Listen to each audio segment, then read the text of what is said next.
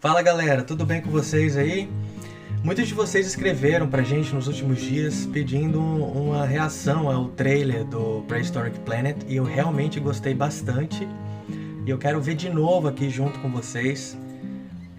Eu achei emocionante assim ver o avanço da ciência ao longo dessas últimas décadas e como isso impacta na mídia, né?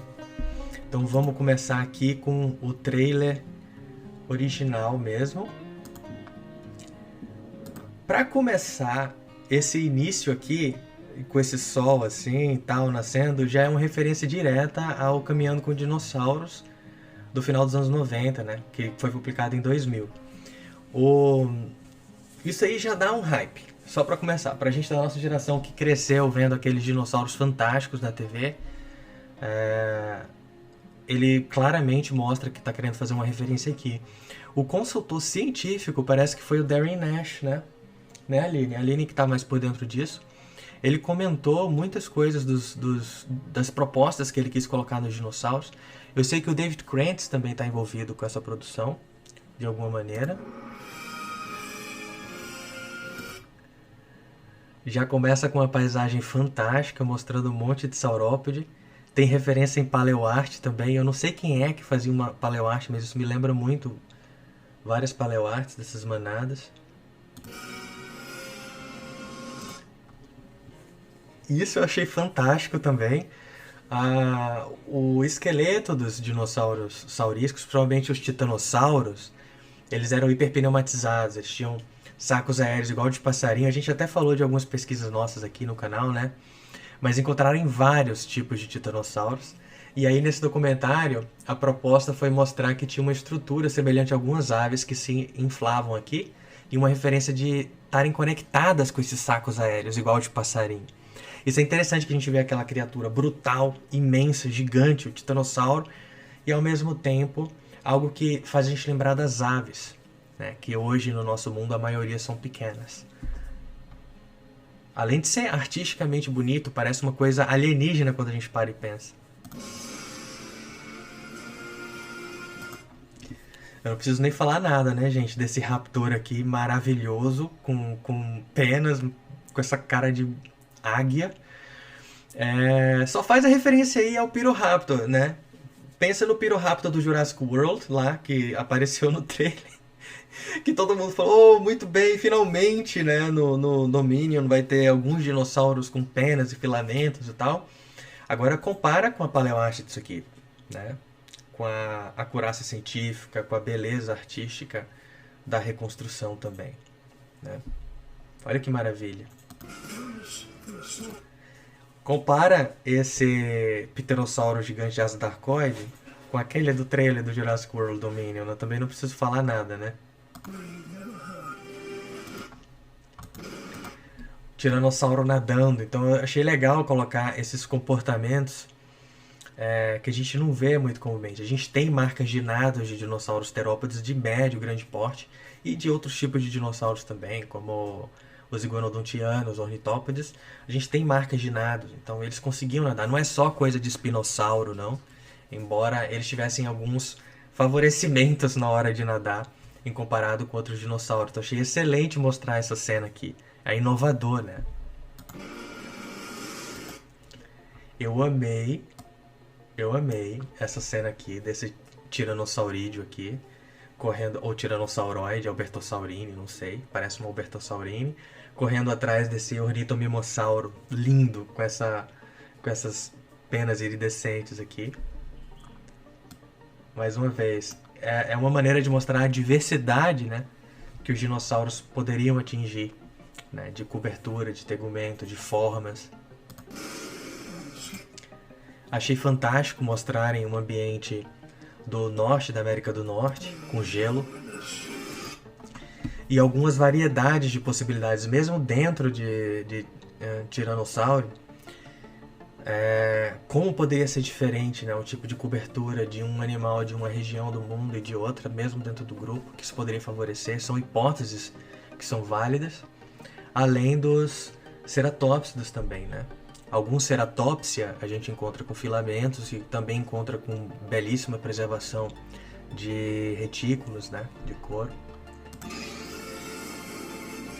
Legal saber que vai ter animais marinhos também, não vai se limitar só a dinossauro e pterossauro. Olha que lindo esse plesiosauro aqui. E eu me arrisco a dizer, se não for um elasmossauro, pode ser em homenagem ao Attenberg, que ele tem o Attenbergia lá em homenagem a ele. Então, ia ser interessante ver ele narrando um bicho que é em homenagem a ele. E aqui, esse urro também parece ser uma homenagem a uma das aberturas do Caminhando com Dinossauros. E o que eu acho interessante, olha que sutil. Ele coloca esse reflexo lindo aqui, mas se você olha de perto, você tem essas retículas bem delicadas, que precisam de detalhe para ver. Então, na realidade, quando a gente fala que muitos dinossauros terópodes poderiam ter essas coberturas filamentosas, não necessariamente o animal devia ser completamente coberto e tal, que nem uma ave, não sei o quê. Às vezes era uma estrutura reliquial. Quando não totalmente perdida, talvez fosse uma estrutura reliquial, uma coisa delicada, assim, em detalhe, que você só veria assim muito de perto. This is Prehistoric Planet, only on Apple TV Plus. Pronto. Agora, além desse trailer, eles fizeram um clipe que eu achei maravilhoso também, que é esse aqui. Que começa com tartaruguinhas pequenininhas saindo do ninho. Inclusive, me perguntaram no Twitter, pô, já tinha tartaruga desse tipo nessa época aí do T-Rex? Eu falei, na realidade, a gente tinha 45 milhões de anos antes do T-Rex, a gente já tinha tartarugas parecidas com essas aqui na bacia do Araripe, no nordeste do Brasil, né? Olha quem tá olhando ali, quem deve ser?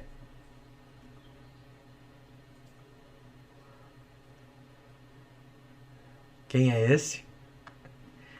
É um filhotinho de Tyrannosaurus Rex. Ou de alguma coisa muito próxima de Tyrannosaurus Rex. E o que eu achei fantástico aqui é que colocaram essa cobertura toda de filamentos em torno do filhote. Porque ele está unindo duas hipóteses aí, né? Primeiro, em vários Tyrannosauroidea, né, o grupo que envolve os Tyrannosauridae e outros organismos, como Proceratosauridea e tal, encontraram-se vários fósseis com filamentos, né? Mas no Tyrannosauridae ainda não, que é onde tem o Tyrannosaurus Rex. Mas fica a hipótese de que se está na base do grupo tão presente, que talvez nos mais derivados, nos que vieram depois e que diversificaram depois, talvez tivesse sim ainda essa característica. E é muito interessante porque até poucos anos a gente não tinha muito conhecimento de como, apesar de ter vários espécimes de tiranossauro Rex, Tyrannosaurus Rex, a gente não tinha muita ideia de como deveriam ser os filhotes, né? Mas nos últimos anos a gente tem encontrado alguns indivíduos, nos Estados Unidos tem um indivíduo de filhote e também de Tarbosaurus também, que é um indivíduo, um organismo próximo de Tyrannosaurus Rex, que a gente tem entendido melhor como é o crescimento desses animais. Então são pesquisas aí que estão, é uma das fronteiras no conhecimento dos tiranossauros, é entender como eles cresceram.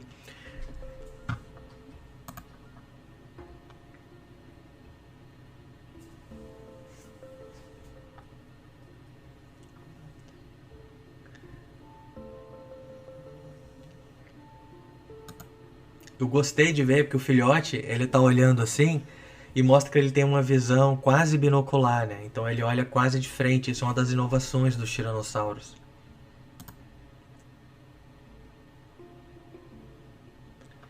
Outra coisa que eu achei inovadora por si só é mostrar um contexto de beira de praia, né? Nos documentários, geralmente quando a gente fala do final do Cretáceo da América do Norte, geralmente não se mostra esse contexto de beira de praia, sendo que os Estados Unidos, pela maior parte do Cretáceo, teve um mar interno ali, cruzando o país inteiro, de sul para norte. O Darren Nash, ele explicou que na realidade esse seria um mar próximo ali do sul dos Estados Unidos com o México, próximo com o Caribe. Outro detalhe que eu achei interessante foi a paleobotânica. Você consegue ver ali atrás dessa família de tiranossauro que tem uma floresta com muita angiosperma. Normalmente a gente vê muito pinheiro, muita araucária e tal sendo representada. Só que no final do período Cretáceo, do meio do período Cretáceo, tipo aqui no Ceará, Pernambuco, aqui no Brasil mesmo, na Bacia do Araripe, a gente já começa a ver uma ascensão das plantas angiospermas, plantas com sementes, e elas só vão diversificando e ganhando mais espaço nos ecossistemas. Quando chega no final do período Cretáceo, lá nos Estados Unidos, você já tem a maior parte da vegetação já é composta por angiospermas, inclusive com tipos de palmeiras e tal. E aqui o filhote, ele tá nessa família e ele chega perto de um adulto, que é o pai dele. Nas aves, nos dinossauros avianos, hoje a gente observa que muitas vezes o pai, o masculino, é que cuida dos filhotes, enquanto a fêmea vai caçar, vai para outra situação, sei lá.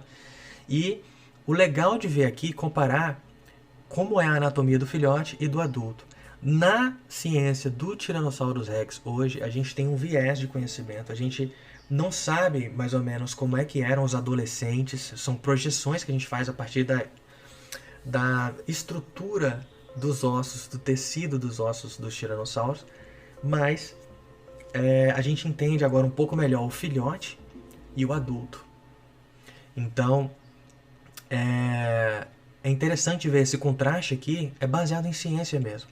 Outra hipótese que eles colocam aqui é que o adulto, o filhote seria mais coberto de tegumento, de filamentos, e o adulto teria bem menos filamentos, filamentos bem curtos, quase pelado, para evitar o superaquecimento.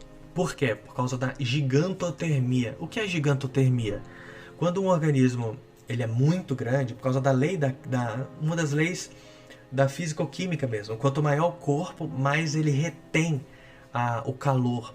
Então, para os animais é a mesma coisa. Então, eles poderiam superaquecer. Então, com base nessa hipótese, alguns paleontólogos falam que provavelmente os dinossauros de grande porte não poderiam ter penas, filamentos, essas coberturas, eles seriam mais pelados, porque eles olham, por exemplo, o que acontece com os grandes mamíferos hoje que a gente tem no mundo, na África, na Ásia, que para evitar o superaquecimento, alguns grupos que têm maior cobertura de pelos dos mamíferos não tem pelos ou quase nenhum pelo na África. O rinoceronte branco, o rinoceronte negro que a gente mostrou para vocês, o elefante africano que a gente mostrou para vocês no safari, por exemplo, eles praticamente não têm mais pelo.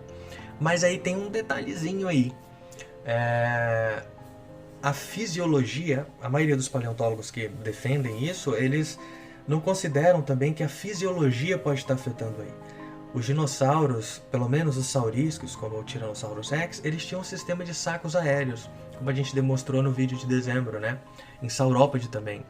Eles tinham um sistema de sacos aéreos refrigerando o animal, então ele não iria superaquecer do mesmo nível que um mamífero gigante, do mesmo tamanho, iria superaquecer. Eles eram mais leves e mais refrigerados, eles tinham um ar-condicionado natural. Então talvez esse argumento de dizer eles não tinham pena nenhuma porque iam ficar superaquecidos, não é bem assim. Mas aqui eu gostei porque ele fez uma conciliação. Ele coloca algumas penas pequenininhas ao longo do corpo e ao mesmo tempo mostra um animal mais pelado, para mostrar, olha, a gente está de olho nessa hipótese também. E outra coisa, eu gostaria de aproveitar aqui a oportunidade. Olha que delicado, né, o pai cuidando dos filhotes. Eu gostaria de aproveitar aqui a oportunidade para falar também uma dúvida do Abner. O Abner, ele falou assim que ele não acredita que não tem ninguém na internet falando do artigo novo do Gregory Pohl, de que ele propõe uma hipótese de que talvez houvesse 3 diferentes espécies de Tyrannosaurus. Que ao invés de ser só Tyrannosaurus Rex, haveria pelo menos 3 espécies de tiranossauros. Então ele ficou desesperado porque ninguém estava comentando isso e tal. Eu mais uma vez explico para vocês uma coisa. A ciência, ela não é linear, entendeu? É isso, aquilo e aquilo, aquilo. A imagem geral da ciência é progredir para melhorar a resolução de um conhecimento em busca de uma verdade que a gente nunca vai encontrar, mas a gente está sempre em busca de. E a hipótese mais parcimoniosa no momento, ou o conjunto de hipóteses mais parcimoniosas, é a que a gente acata. Então, o Gregory Pohl, o paleontólogo que propôs isso, ele estudou os caracteres, os pontos e características na anatomia dos tiranossauros, do gênero Tyrannosaurus, e ele propôs uma hipótese que defendeu que seria parcimoniosa a possibilidade de ter, ao invés de um único Tyrannosaurus Rex, que fossem várias espécies de tiranossauros. Isso não é a primeira vez que acontece, tá? Alguns colegas também defendem que o próprio Tarbosaurus seria um tipo de Tyrannosaurus. Isso é disputado. Na ciência não é tudo uníssono. Tem alguns grupos que têm as suas evidências, tá, das suas pesquisas, das suas análises para defender uma hipótese, e outros grupos de pesquisa vão ter as suas evidências para ter, às vezes, uma hipótese contrária àquilo. A Aline fez uma análise, né, dessa pesquisa, inclusive, superficial, mas olhando o que está acontecendo na situação. O paleontólogo que descreveu o artigo, Gregory Paul, ele usou caracteres dúbios, considerados dúbios por outros colegas, para defender a hipótese dele. Então, por isso que a pesquisa não emplacou tão bem. Ele poderia ter explorado outras características que poderia ter dado uma força maior no artigo dele. Então, não emplacou. É possível que muitas espécies fósseis que a gente conhece, que a gente dá um nome paleontológico para eles, na verdade fossem a mesma espécie, só que com sexo diferente. Um fosse macho, outro fosse fêmea. E com isso, a gente pode ter um viés aí na paleontologia. A gente luta para achar novos fósseis e fazer novas análises para tentar explicar isso melhor. É uma fronteira na paleontologia, mas muitos organismos a gente, infelizmente, talvez nunca saiba. Então é uma coisa que a gente tem que se contentar. Não pode especular muito sobre isso. Então, voltando aqui. Maravilhoso, né? Maravilhoso. Olha ali a paleobotânica que eu falei. Maravilhoso. É uma obra de arte. Então, é uma mistura do que a ciência pode dar com a delicadeza da paleoarte. É uma obra de arte. É uma obra de arte. Então é isso, galera. Eu vim aqui rapidão só falar isso pra vocês e acatar e responder um pouquinho pro que vocês falaram, né? Então é isso. Quem ainda não assistiu a história do Edinho, que eu gravei ontem, eu tava fazendo a minha aventura no PlayStation 1. A gente tá com uma placa de captura agora, a gente vai jogar outros jogos clássicos, tá? Adoro. Então a Aline e eu vou chamar ela também pra jogar uns, que da época dela. E aí a gente se fala, tá bom? Tenham uma boa semana vocês aí. Nós gostaríamos de agradecer nossos apoiadores. Vocês fazem parte da nossa família e graças a vocês nós podemos manter este projeto de divulgação científica. Para quem ainda não sabe, as atividades de divulgação científica do Colecionadores de Ossos são mantidas graças a uma campanha de financiamento coletivo. As pessoas que contribuem têm acesso a um podcast exclusivo e ao nosso grupo VIP no Telegram. Você também pode nos ajudar adquirindo produtos da linha Dino Hazard, que incluem livros, jogos, bonecos colecionáveis, quadrinhos e muito mais.